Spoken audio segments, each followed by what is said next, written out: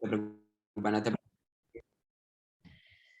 Hola y bienvenidos a un nuevo capítulo de mi programa de entrevistas de YouTube. Mi nombre es Victoria Pascual y soy criminóloga y hoy estoy muy contenta porque tenemos con nosotros a un criminólogo cuya experiencia trabajando como criminólogo estoy segura que os va a interesar muchísimo. Él es Antonio Sanz Fuentes y le doy también la bienvenida y las gracias por estar aquí hoy con nosotros. Hola Antonio, ¿cómo estás? Bueno, gracias a ti, Victoria, por invitarme a tu canal y por hablar, para hablar de criminología, que creo que es importantísimo a día de hoy para darnos a conocer y también fomentar nuestra inclusión laboral.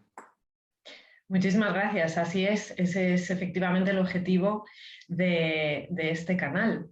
Quiero presentar a Antonio. Antonio tiene una dilatada experiencia académica y, como os he dicho hace un segundo, una dilatada y sobre todo muy interesante experiencia como criminólogo. Él es graduado en criminología por la Universidad Pablo de Olavide en Sevilla y además cuenta con diversos másteres entre los que encontramos pues, en sociología aplicada, en estudios de género, identidad y ciudadanía y también en derecho penal y política criminal. Ahora además está estudiando Derecho por la UNED y está también doctorando en Ciencias Sociales y Jurídicas por la Universidad de Málaga. ¿Todo bien, Antonio? ¿Lo he dicho Perfecto. bien? Vale, fenomenal. Aparte, bueno, aparte de su actividad profesional y no menos importante, que también hablaremos de ello, es el vicepresidente de la Asociación Andacrim, que luego le daremos un espacio porque lo merece y están además en un momento muy importante.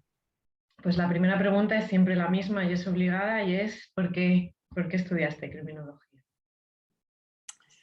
Es una buena pregunta, ¿no? Cuando pensé en estudiar criminología tenía 17 años. Entonces, bueno, imagino que me llamó la atención el aire místico, ¿no? Que tiene el estudio en criminología. Estudiar la delincuencia, eh, todo, o sea, la festivalística. Me interesaba bastante el derecho, me interesaba la sociología, también las asignaturas de criminalística me resultaban interesantes en aquel momento. No sé, captó mi atención y con aquella edad básicamente las decisiones se tomaban por impulso, entonces decidí apostar y arriesgarme a empezar la carrera, pero fue más que nada un impulso de curiosidad y de llamarme la atención, no fue algo meditado ni un sueño de toda la vida, sino que yo desde que tenía 10 años soñaba con ser criminólogo para nada, fue más que nada un contexto de indecisión y esta fue la carrera que más me llamó la atención. Luego resultó ser algo que me gustaba muchísimo, hasta el punto de, fíjate, tú misma lo has dicho, de cursar no sé cuántos más, seguir formándome, eso solo lo haces si te gusta algo y a lo mejor fue algo del destino, no sé, no suelo creer en estas cosas, pero parece serlo, sí. Es interesante lo que dices porque es verdad que la criminología tiene ese halo de vocación, ¿no? Lo que has comentado, desde pequeño quería ser criminólogo y tenía... Pero no siempre es así y sin embargo, pues una curiosidad importante como la tuya, pues te ha llevado a tener pues esta experiencia y ya, sí, esta vocación. Uno de los másteres que has hecho y además estás estudiando Derecho tiene que ver con la política criminal. Eh, Me gustaría saber cuál crees que es la incidencia ahora mismo de nuestra profesión, de criminólogos y criminólogas en la política criminal, que es una de esas grandes funciones que podemos desempeñar desde nuestra área, pero que menos visibilidad yo creo que tienen de cara al público en general. Quiero decir que no siempre la gente piensa que podemos incidir en la política criminal. Me gustaría saber qué opinas, en qué punto está España. Bueno, yo creo que respecto a la política criminal, el punto en el que se encuentra España es bastante nefasto y preocupante. Uno de los motivos es probablemente la falta de inclusión de criminólogos en la esfera de la política criminal. La política criminal parece ser cuando se habla de ello, que es básicamente política legislativa y la creación de leyes y normativas orientadas a la gestión de la delincuencia, pero realmente la política criminal es mucho más amplio y bueno, tiene una dimensión preventiva que es realmente la interesante y la que debemos de potenciar como sociedad, que está completamente abandonada a favor de intereses ideológicos y que no se someten probablemente a la necesidad de un estudio científico que permita tomar decisiones en aras de garantizar la prevención de la delincuencia, su adecuada gestión, la creación de normativas que huyan, ¿no?, de simbolismo y que realmente sean pragmáticas.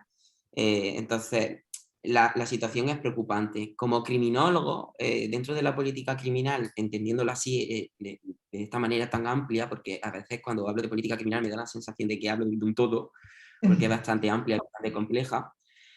Como criminólogo, básicamente, nuestras funciones, que como sabemos parten de la metodología científica y de un análisis previo que nos permita adoptar decisiones adecuadas, nuestra función es esencial. Es decir, por ejemplo, ahora que existen algunos fenómenos delictivos que están o que ocupan en mayor medida la agenda pública, como puede ser la violencia de género, sería muy interesante realizar estudios científicos de carácter criminológico que nos permitan observar bueno, cómo se está llevando a cabo la prevención, cuáles son las necesidades, cuál es la complejidad de este fenómeno, por ejemplo, en diferentes franjas de edad, si este fenómeno se produce de la misma forma con personas mayores de 65 años o con personas menores de 20, o incluso cuáles son las necesidades existentes en la población para pedir ayuda, cuáles son los factores que determinan que pidan ayuda antes o después, cuál es la confianza que existe, el nivel de confianza existente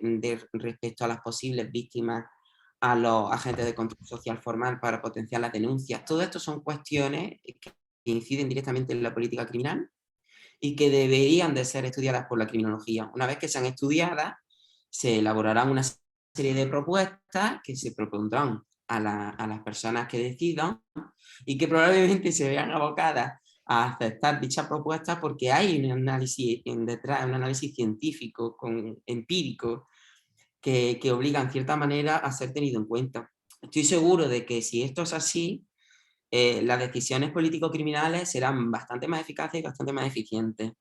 Y no solo eso, sino que además la criminología dentro de este mundo de la política criminal también propone algo bastante interesante y bastante abandonado por la administración, la evaluación. Me parece como algo súper obvio y súper interesante, pero que no se realiza. A veces la evaluación es simplemente un análisis descriptivo sin más, o decir el número de acciones que ha realizado para prevenir la delincuencia juvenil.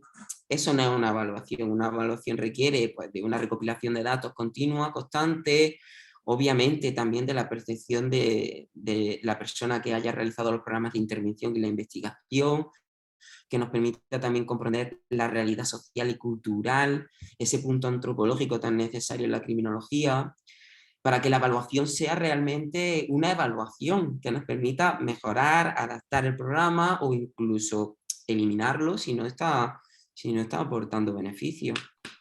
Así es Le podría una... tirar horas hablando de esto. Sí, no, y lo entiendo, y lo entiendo. Y lo que dices es interesante y muy, muy, muy apropiado, es muy pertinente, porque es cierto que una de las partes que tenemos, también bajo mi humilde opinión, más abandonadas dentro de la política criminal es precisamente la evaluación. Bueno, un poco todo lo que has dicho. Primero hay que conocer la realidad para poder ajustar cuáles son esas intervenciones, la metodología tiene que ser clara, tiene que ser científica, la recogida de datos, etcétera, y sobre todo que tiene que haber un seguimiento constante para efectivamente evaluar y poder adecuar o continuar con lo que se está haciendo si es que está funcionando, ¿no? Si no, pues adecuarlo o introducir reformas. Entonces, como hablábamos al principio, la política criminal es algo muy, muy, es algo muy grande, es algo holístico y que requiere de nuestra participación, como bien has apuntado. Muy interesante. Muchas gracias. La siguiente pregunta sería ya entrando un poquito en tu experiencia profesional, porque ya desde las prácticas que realizaste durante el grado en criminología has entrado en contacto con la administración pública, que es una de las áreas en las que criminólogos y criminólogas creo que podemos aportar mucho. Entonces, realizaste o estuviste colaborando en la realización de un plan de mediación en el ayuntamiento. ¿Puedes contarnos un poco cómo fue esta experiencia y por qué consideras que es importante que estemos ahí?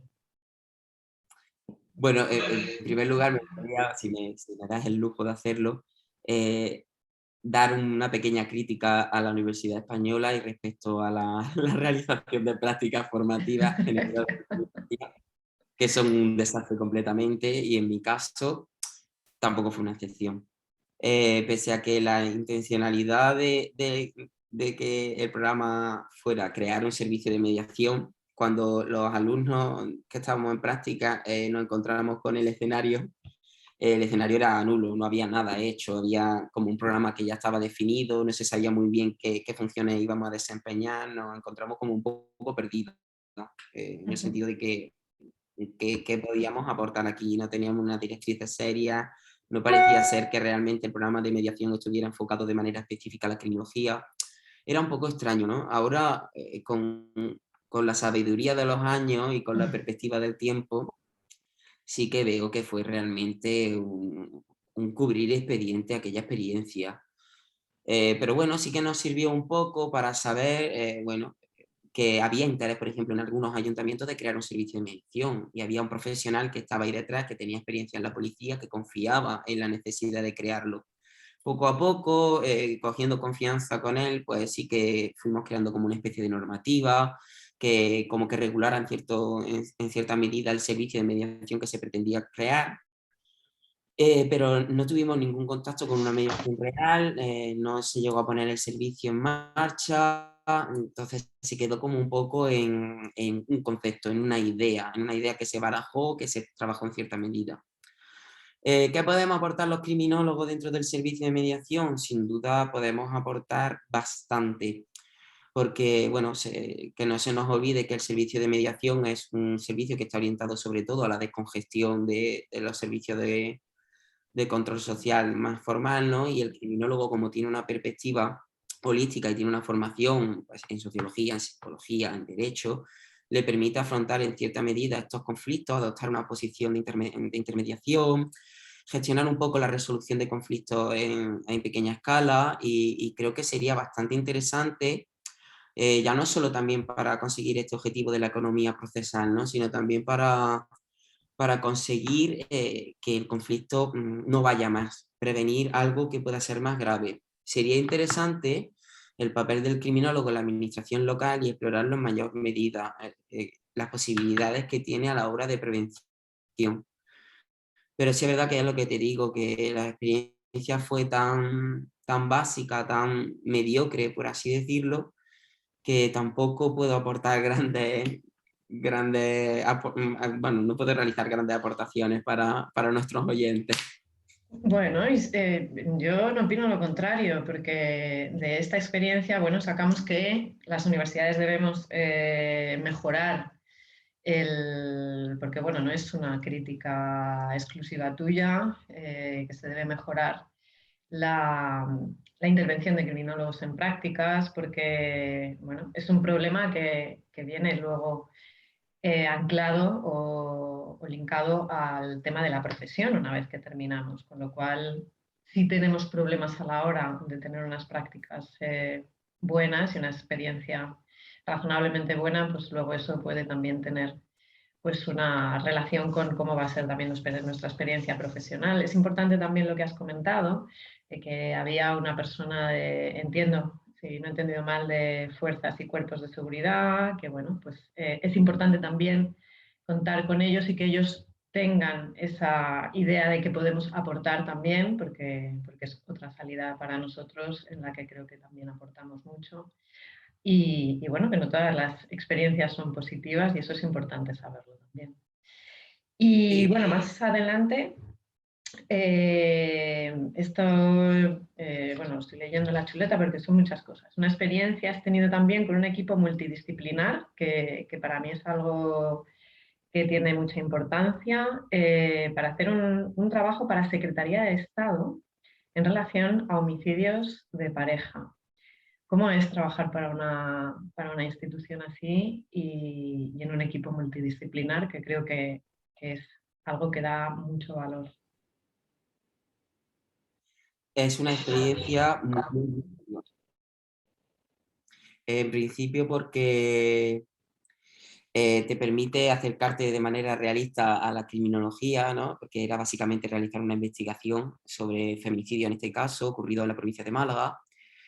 Y bueno, trabajar con otros profesionales que venían de otras áreas, como de la sociología o de la psicología, fue bastante enriquecedor. A mí me ayudó a ampliar un poco mi mirada. Pese a que antes de nuestras formaciones tenemos cierta adquisición, ¿no?, de competencias en dichas áreas, hasta que no trabajas con otros profesionales no te das cuenta de todo, ¿no? Entonces fue muy interesante. En este proyecto básicamente lo que hacíamos era llevar a cabo entrevistas en profundidad de carácter cualitativo con personas que estaban relacionadas con la víctima y con el agresor. El objetivo de ello era llevar a cabo como una especie de autopsia psicológica que nos permitiera, bueno, cumplimentar una serie de ítems que teníamos que llevar a cabo en un informe, y el objetivo de todo el proyecto era la actualización del sistema del biogen para que en este caso no fuera capaz de predecir el riesgo de próxima agresión, sino el riesgo de homicidio. Era Ujú. un proyecto bastante ambicioso del Ministerio del Interior y que requería pues de unos medios, la verdad, unos medios, tanto recursos humanos como materiales, muy importantes. O sea, en el equipo nosotros éramos 13. Llevamos a cabo la investigación sobre muchísimos casos. En algunos casos las entrevistas en profundidad eran imposibles porque, por ejemplo, estaban relacionadas a personas extranjeras. Entonces, por dificultades idiomáticas o por dificultades de contacto, pues era imposible. Pero sí es verdad que en otros casos sí que llegamos a hacer, pues a lo mejor 30 o 40 entrevistas, tanto en relación con la víctima como con el agresor. Muchas veces el agresor se había suicidado, por lo que no se podía realizar la entrevista a este, pero en otros casos sí que se pudo realizar desde la cárcel a la persona que cometió el hecho delictivo. La verdad que fue un proyecto muy interesante. A mí me permitió aprender muchísimo sobre entrevistas cualitativas, que parece ser algo sencillo, pero creo que es extremadamente complicado, mucho más complicado que el análisis cuantitativo, sin duda. Que a mí Sí. cuando me preguntan, ¿por qué los números? ¿Qué complicados son los números? Y digo, muchísimo más complicado hacer una entrevista cualitativa, que tengas ese carisma para captar la atención que necesitas, que no perder el control de la entrevista, y más cuando estás tratando temas tan delicados como es la muerte, bueno, el asesinato en este caso, de un ser querido de manera inesperada. Entonces, afrontar esa temática en una entrevista en profundidad con un ser muy cercano a la víctima, e incluso a veces estaban relacionados también los asesinatos de hijos e hijas, y por tanto eran nietos, nietas, eran sobrinos. Era muy, muy, muy complicado gestionar esa entrevista. Entonces me permitió afrontar eso, aprender a tratar una entrevista en profundidad con un tema tan delicado, y también adquirir esa paciencia, ¿no? Esa habilidad de saber cómo gestionar las emociones y controlar la intención que yo tenía, que era recabar cierta información y conducirlo, era muy complicado. Y sin duda creo que aprendí muchísimo sobre eso, y a darme cuenta que realmente tenía yo un sesgo bastante importante con respecto a las facilidades de hacer una metodología u otra. Que Mm. no se engañen, que la metodología cualitativa es mucho más complicada, muchísimo más complicada.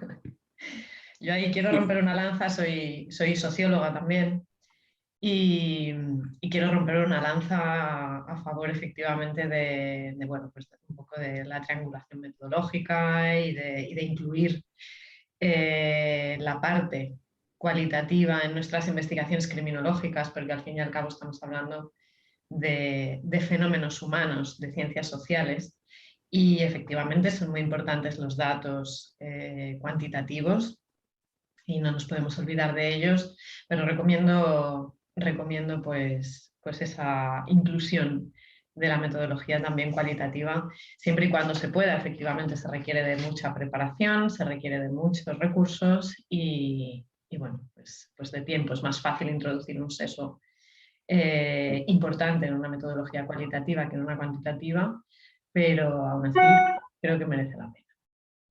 100% de Pues acuerdo. gracias. Y bueno, pues actualmente hablamos de criminólogo en Ayuntamiento de Cádiz, ¿verdad? Estás ahora mismo ejecutando y gestionando el primer plan integral contra la violencia de género. ¡Wow! Esto me fascina.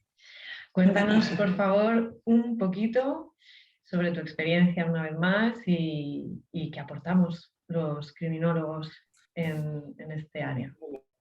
Eh, cuando llego a esta parte de la entrevista, ¿no? Que siempre que hemos hablado, siempre que he contado mi experiencia, ¿no? Cuando llego a esta parte es como la boom, el noticiero. Hay una persona que ha sido contratada como criminólogo en la administración pública, porque claro, muchas veces me preguntan, pero tú estás contratado de otra cosa, técnico de igualdad, técnico de integración. No, no, no, yo estoy contratado como criminólogo, es decir, igual que hay un psicólogo que está contratado como psicólogo, yo soy un criminólogo que está contratado como criminólogo. En mi contrato pone criminólogo.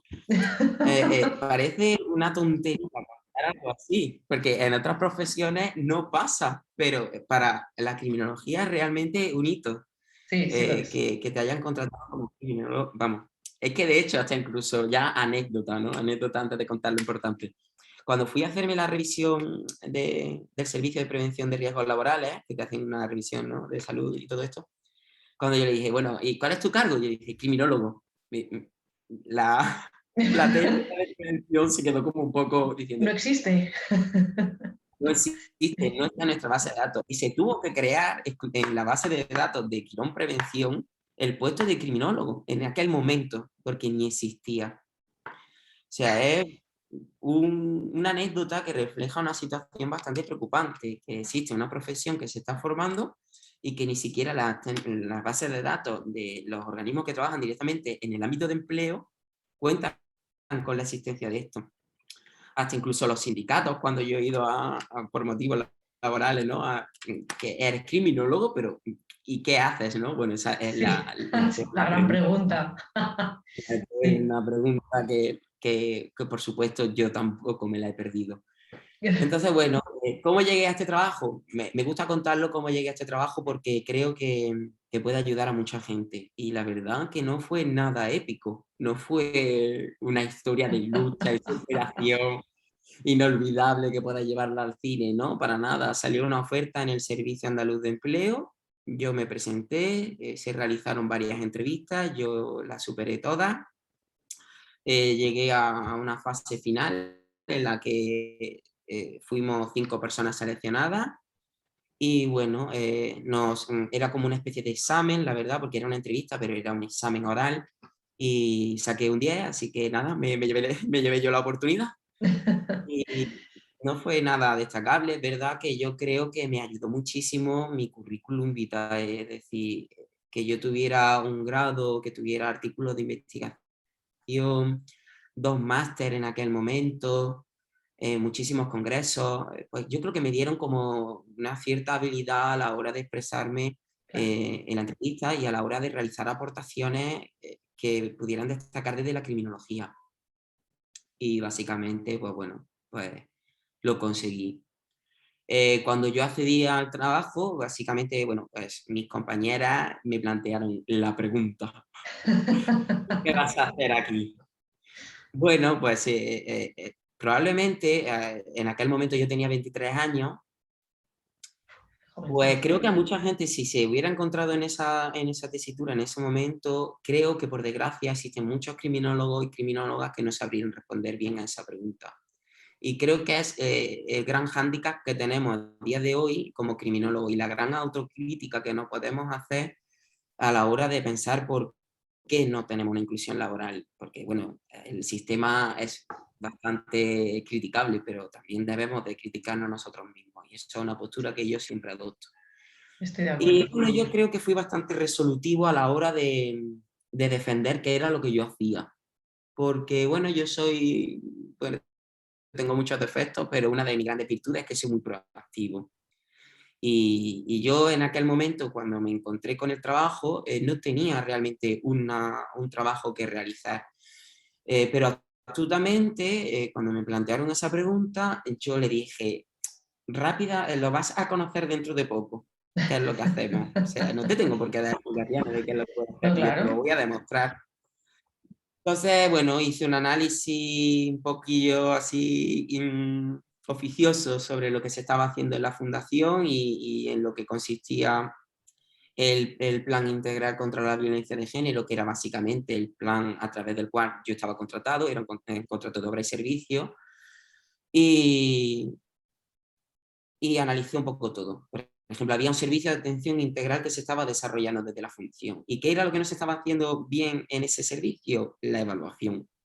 Ya encontré un nicho que a mí me hacía destacar. Pues a lo largo de estos años yo he introducido nuevas variables, he mejorado la recogida de esos datos y todos los análisis que se realizan respecto a los mismos van más allá de lo descriptivo. Se intenta hacer análisis inferenciales, se intenta hacer análisis con mayor profundidad que nos permitan pues, identificar, ¿no? Qué aspectos son mejorables en la atención. Uno de los aspectos que identifiqué, por ejemplo, era que las niñas, bueno, que las jóvenes menores de 20 años no acudían a los servicios de atención integral y tampoco acudían ¿no? Con tanta mesura las personas mayores de 65 años. Eso realmente yo como criminólogo soy consciente de que esto no se produce porque dicho sector poblacional no sufra la violencia de género, sino porque Correcto. no viene a denunciar. Puede ser por diversos motivos, bien que no se siente identificada con el modelo de violencia de género que se está explicando, bien porque existan ciertos impedimentos que compliquen que las personas se trasladen al centro a pedir ayuda, o incluso el horario del servicio. Algo tan básico como eso puede hacer que, pues, que personas jóvenes menores de 20 años vean imposible acudir al servicio, ¿no? Esta actitud, bueno, pues hizo adoptar una serie de cambios, como crear otro servicio de atención integral en otra zona de la ciudad que permitiera que el servicio fuera aún más próximo, lo que sin duda incrementó que las mujeres mayores de 65 años pidieran ayuda o se acercaran a solicitar información.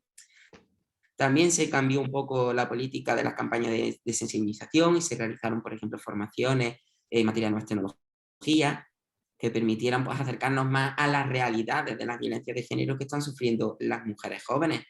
Porque el modelo de violencia de género que se proyecta en las campañas de sensibilización del ojo morado, pues o sea, ha funcionado, pero existen otras violencias de género psicológicas, de control, que también tienen que ser explicadas y que si no se explican y no se sensibiliza, pues una persona que está siendo víctima de esa violencia nunca va a denunciar porque no es consciente de que está siendo victimizada. Incluso puede llegar a naturalizar esa relación de violencia y como administración, ¿no? Y como criminólogo el deber es conseguir que esta persona pida ayuda, ¿no? Y que el Claro. sistema de control social mejore y funcione. Esta es una de las funciones, pero también identifiqué otras en las que como criminólogo yo destacaba y que no se estaban realizando. Por ejemplo, el análisis espacial de la delincuencia. O sea, cómo la iluminación, por ejemplo, también puede influir en la comisión de actos delictivos o no. También, por ejemplo, realicé una investigación previa para llevar a cabo la creación del protocolo contra el acoso sexual y por razón de sexo del ayuntamiento. Y aquí, por ejemplo, hay muchos matices que demuestran qué podemos aportar los criminólogos frente a otros profesionales, porque que no se nos olvide que los temas relacionados con delincuencia suelen ser tratados por abogados, psicólogos y trabajadores sociales. ¿Cuál es nuestra diferencia respecto a esas tres figuras profesionales? Por ejemplo, el abogado sabe de derecho, pero no sabe analizar la realidad social, no sabe tampoco muy bien cómo afecta la victimización y tampoco tiene por qué saber cómo crear una norma, porque al final un abogado las interpreta, las lee, sabe cómo jugar con la ley. Un psicólogo, pues ocurre algo parecido, o sea, sabe atender a las víctimas, sabe empoderarlas, sabe crear mecanismos, ¿no? Pues, para mejorar en todo lo que viene a ser la salud mental de las personas que han sido victimizadas, pero no tiene por qué saber tampoco de derecho demasiado ni tampoco tiene por qué saber de investigación social. Y además el psicólogo puede tener incluso algunos sesgos, algunas falacias, porque trata con las personas victimizadas, pero no conoce la realidad de otras personas que están siendo victimizadas y no atendidas por ellos. Ese sesgo es importante también trabajarlo y eso, por ejemplo, lo ve más obvio un criminólogo. Y luego el trabajo social es básicamente un trabajo de derivación, de destinación de recursos sociales, que tampoco tiene por qué saber en demasía el resto de dimensiones. El único profesional que conoce todas las dimensiones es el criminólogo. Y eso se ve reflejado cuando se toman decisiones similares a la creación de un protocolo de acoso sexual y por razón de sexo. Fíjate si se habrán creado protocolos en España sobre este tema. Pues cuando yo me puse a trabajar en este tema, era bastante inusual que hubiera una investigación previa en el entorno laboral. Yo la Es hice. que, yo es que me pongo Es que mala. es absurdo. Sí, sí.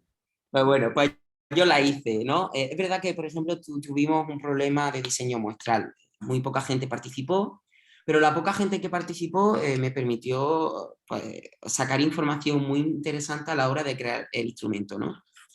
Por ejemplo, me escribieron algunos hombres, porque el protocolo de acoso sexual y por razón de sexo se destinó a toda la plantilla, y escribieron algunos hombres que me demostraron por sus comentarios que no sabían muy bien en qué consistía el acoso sexual y por razón de sexo. Y ahí es donde entra el análisis cualitativo. Ahí es donde el análisis cualitativo cobra muchísima importancia. Por ejemplo, en casos en los que la muestra no es representativa a nivel cuantitativo, pero sí lo puede ser a nivel cualitativo. Claro, de hecho, vamos, en la investigación que yo hice tenía un carácter más cualitativo porque yo ya me esperaba que, bueno, me esperaba por un lado una cosa, que accedieran a la investigación, a participar en la investigación las mujeres que ya habían sido victimizadas por acoso sexual y por razón de sexo. También me esperaba lo mismo de algunos hombres y luego también me esperaba una reacción ideológica respecto al instrumento en sí. Por eso me decanté por utilizar la metodología cualitativa Bien y hecho. dije, bueno, la poca gente que va a participar, que ya parto de esa posibilidad, me va a aportar más información en lo cual y que lo cuanti.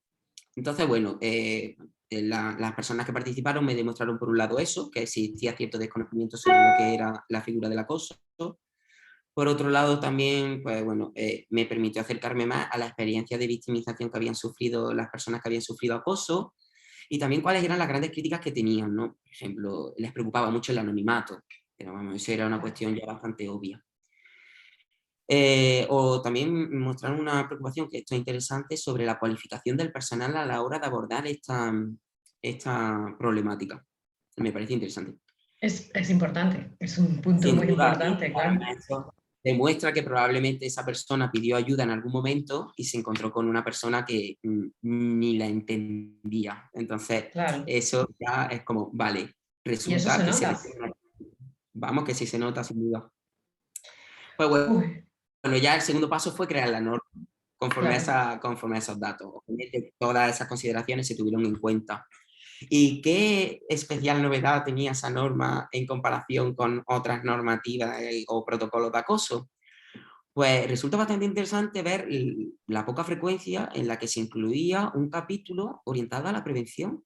Me di cuenta de que los protocolos de acoso eran instrumentos, básicamente, en casi todas las administraciones locales u otras administraciones públicas, eran instrumentos punitivos, eran instrumentos que incluían un procedimiento y una sanción. Fin.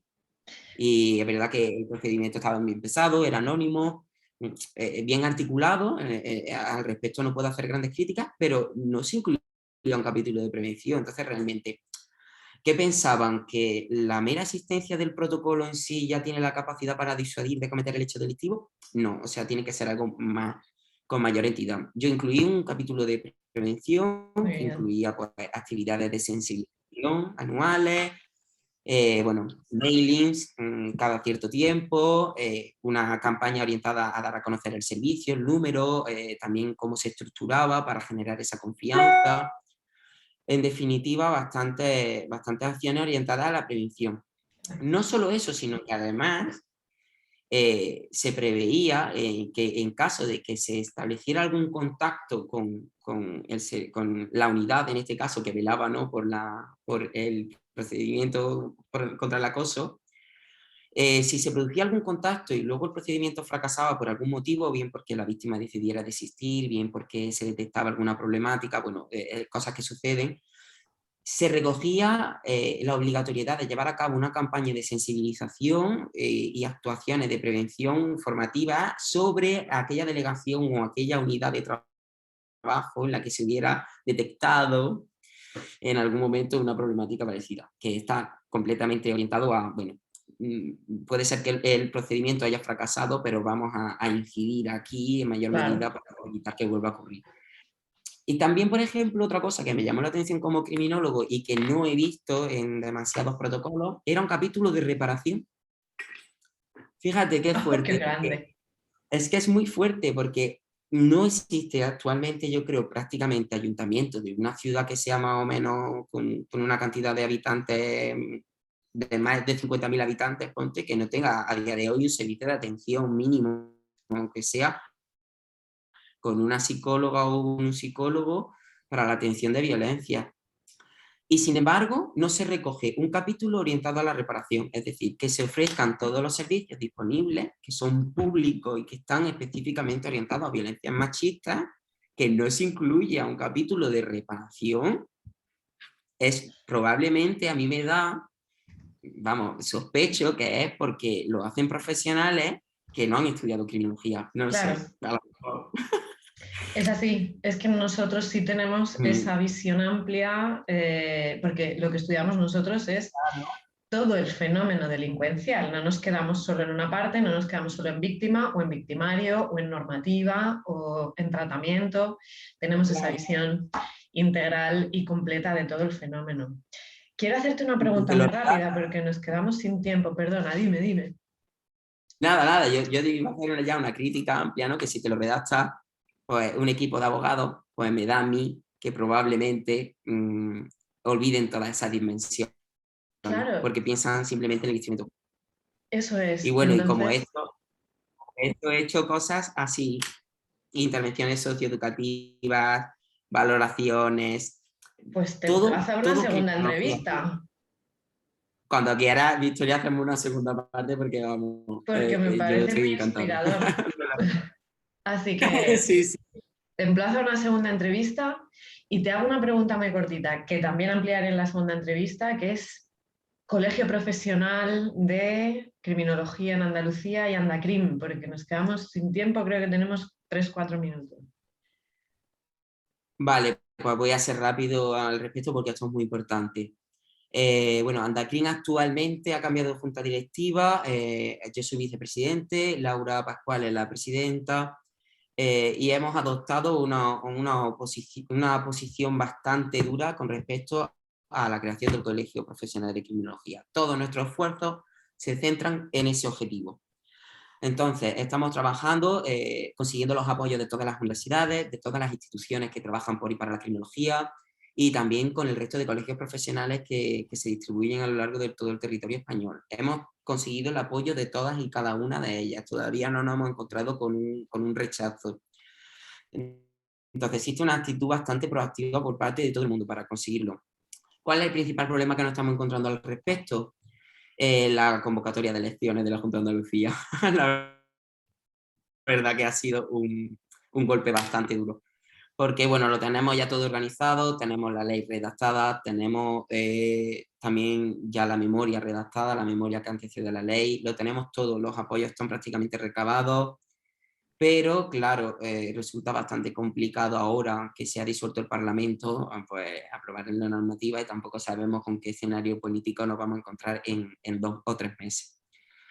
Pero bueno, yo animo a la gente que ha estudiado criminología, que ha formado parte de la criminología de Andalucía, que venga a Andacrim, que se asocie. Es un pequeño gesto que ayuda muchísimo no solo a nosotros mismos a seguir trabajando por y para, ¿no? Para nuestra inclusión, porque cuanto más somos, pues más vemos la necesidad, más nos esforzamos.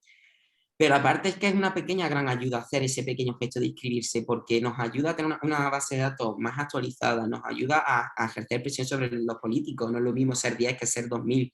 Eso es muy, muy importante. Bueno, ya sabes que yo soy vocal del Colegio de Criminología Profesional de Criminología de Madrid y el volumen de criminólogos y criminólogas es esencial para poder pues, seguir adelante y sobre todo para presionar al cuerpo político, que es el que nos tiene que dar el paso a esta ley que estamos buscando para regularizar nuestra profesión.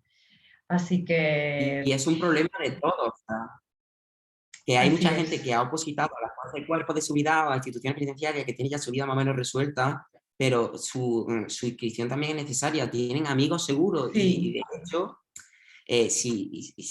si se trabaja por la criminología, se podría crear un puesto específico de criminólogo en las fuerzas y cuerpos de seguridad, que sería un detalle, ministro de Interior, tome nota, pero claro, sí. sería adecuado. En Pero es eso, o prisiones, sea, o sea, es que es tanto. en todas partes. Entonces sería interesante que para ellos también apoyar esta iniciativa. Vale, tienen trabajo, tienen su vida resuelta, pero pueden mejorar sus vidas y pueden desempeñar su formación, que es muy interesante. Es así, Entonces yo animo a todo el mundo a asociarse. Cuanto más seamos, más conseguiremos. Yo no me cabe duda de eso. Y por supuesto aceptamos la ayuda de cualquier persona que esté interesada en trabajar por la criminología. Y nada, nuestro objetivo ahora es ese. Obviamente, si tenía alguna otra problemática, Andacrin está ahí para trabajar en ello. Pero por favor, lo que necesitamos ahora es ejercer presión para conseguir el colegio, porque sin colegio todo es mucho más complicado. Y con colegio, pues ya podemos empezar a trabajar en la adaptación de normativas, podemos tener una institución que nos defienda de verdad en una convocatoria pública de empleo, podemos tener algo bastante más serio, no una sí, institución, no una asociación que es más informal, que tiene, suele ser sí. tenida menos en cuenta. Y Entonces, a nivel vamos, nacional aporta muchísimo. La comunidad autónoma andaluza es una comunidad autónoma muy potente y necesitamos a nivel nacional, ya hablo yo como vocal, a nivel nacional necesitamos un colegio fuerte en Andalucía y bueno, Andacrim está solamente, es en que eso. solamente tenemos 2.000, disculpa, Victoria, tenemos 2.000 egresados actuales y más de 350 cada año. O sea, es Sí, una cifra que está creciendo de manera exponencial. Y no solo eso, estos datos son teniendo en cuenta las universidades presenciales. No se tiene en cuenta la UNED, no se tiene en cuenta la UDIMA, no se tiene en cuenta la UOC, que son la UNIR. universidades que imparten criminología. Entonces, la cifra es, estamos hablando ya de miles de personas. Ujú. Es una necesidad muy importante y no se nos olvide que otro colegio más y más criminólogos representados también repercutirá en una ley estatal, Eso que también es es, fundamental. que estamos en Es ello. un progreso que necesitamos. Fenomenal, muchísimas gracias. Se nos ha quedado el tiempo cortísimo porque tu experiencia es pues, muy dilatada y muy valiosa, así que lo dicho, tenemos pendiente una segunda entrevista. Muchísimas Te gracias, hace una Antonio. Sí, segunda y y las que hagan pero falta, vamos, todas las aquí que vas a quieras. ser siempre bienvenido. Bueno, muchas gracias, Bueno, Antonio, por todo lo que nos has contado y por todo tu trabajo y por toda tu experiencia académica también y tu trabajo y labor en Andacrim. Pues nos vemos en otra entrevista si te ha gustado y si te apetece. Y nada más a nuestros oyentes, que muchas gracias por estar ahí, que hay que asociarse a Andacrim para que pueda seguir sacando adelante esta propuesta que es tan necesaria, que es el Colegio Profesional de Criminología de Andalucía. Y animo a todos vosotros y vosotras a seguir con vuestras experiencias profesionales y a todos los que no sois criminólogos y criminólogas, pues ya veis que tenemos mucho que decir, mucho que aportar a esta sociedad en la que vivimos y ya sabéis un poquito más de las cosas que podemos hacer. Gracias, Antonio, y espero que tengas muy buen día. gracias a ti, un abrazo. Un abrazo, Antonio. Hasta luego.